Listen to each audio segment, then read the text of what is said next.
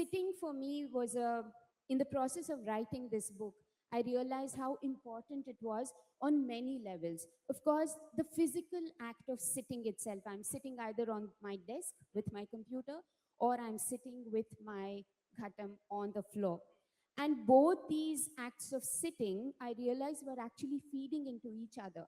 I couldn't have written a single word if I hadn't played that day. And I couldn't have played if I also didn't write that day. So these two were actually informing each other, and that was a revelation to me. I didn't realize that much of the writing was actually coming out of my practice, out of out of the thinking that was happening in my most private space when I was playing on the instrument. That is the physical act of sitting.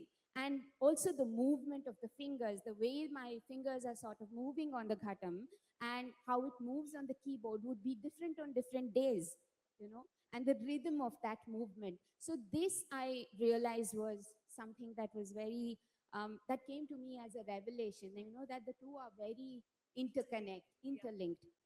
The other aspect of sitting is that it's not the body that is sitting.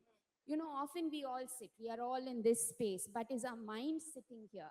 That's another question that comes to me when we are talking about sitting. So therefore, in the act of sitting during the process of writing, I also had to, which is why I say I had to invite my mind, coax it gently to sit within the body and not to wander around when, you know, the body is sitting. Of course, the act of sitting certain way itself centers the mind, but then one also had to consciously say, hey, come, let's sit in the body. So that connection with the mind was another beautiful thing that happened, and I really enjoyed.